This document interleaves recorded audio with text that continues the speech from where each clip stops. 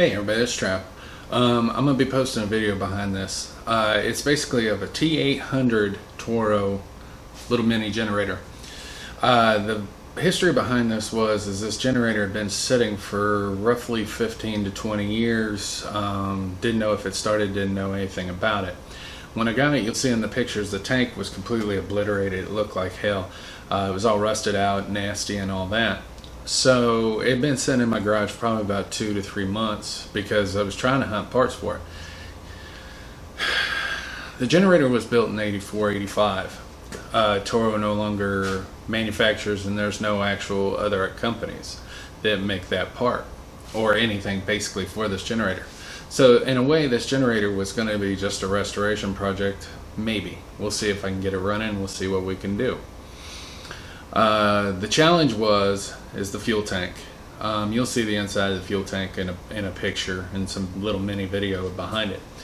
It looked like hell, but with some forcible intellect, I guess. I don't know. Anyways, what I did is I went ahead and used 2 different setups on this to clean the inside. One, I went in and took nuts and bolts, shook it loose so I could get all the big chunks out. And then I used apple cider vinegar, let it set in there for 3 days. But when it comes to apple cider vinegar, it works really great. It does. But you've got to be fast. I mean, within 10 to 15 minutes, you've got to neutralize it, and the rust will start coming back, just flash rusting and everything else. But the cool thing is what I did do with this one that I've done differently. Most of the tanks, I just cap them off, put them off the side, and let them set for 3 to 5 days. This time I put it in direct sun, so the whole time the sun's out, that tank is out there, and it was bubbling and boiling, and I made a little vent spot for it. But anyways, in the clarity of it, it cleaned it out perfectly. Did great. There was no shallow spots, nothing out of the ordinary, nothing that really scared me. So I went through, cleaned the carburetor, cleaned up a couple electrical connectors, little things here, and it works perfectly. The cool thing about this little Toro 800, it's really rated at about 760 watts. The problem is a lot of stuff takes a heck of demand watts now, and unless you're running like LED lights or something like that, or maybe a little TV or computer or something, that's great, but this thing is heavy. I've got my Ryobi 2100 sitting back behind me. It weighs 1/3 of the pound that thing did. That thing was like lifting a brick. And trust me, when you lift it, you got to double-hand it, because that big generator box on the end is where most of your weight is. So anyways, what I ended up doing to it was going ahead and cleaning it up, getting it back, and testing it. You'll see in the video, it's running, it's happy. The one things that I really like about this little T-800 was it has a 12-volt battery plug-in spot. So if you were to run it and plug in your car battery or any 12-volt battery, it's going to charge it. It's got its own little trip switch inside that'll shut off, and right on front's got a little circuit breaker reset. The second thing is it had dual 120s in there for plugging in lights or anything that needed 120 volts, as long as you did not go above the 764, I believe it is, watts. The T-800, I thought at first that stand for like the peak wattage.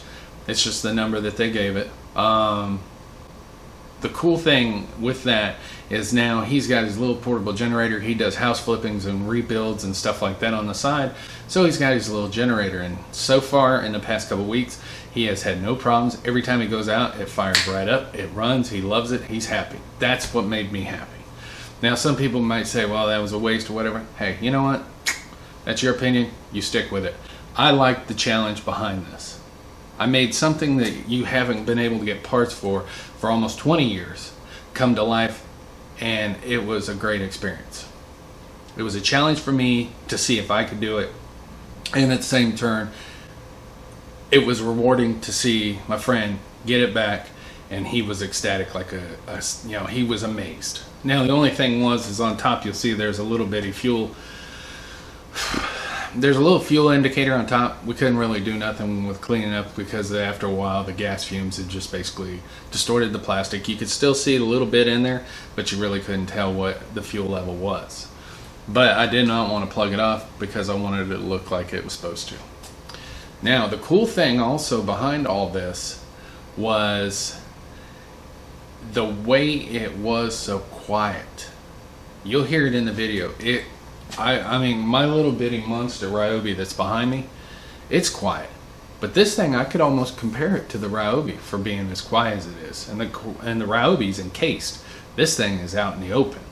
So anyways, if you got any questions, comments, or anything about the T-800s, the Toro T-800s, let me know. Also, if you possibly know where we can find parts or anything else, that would be great. Because the one thing is like I said, there hasn't been parts manufactured for this generator for well over, I want to say the last time I saw anything that would, the part wise and talking to communications with Toro, was they said probably about 95 was the last time. So we're going well into 25 years. So 25, well, whatever, math, I'm too tired and it's Sunday. I don't want to do math.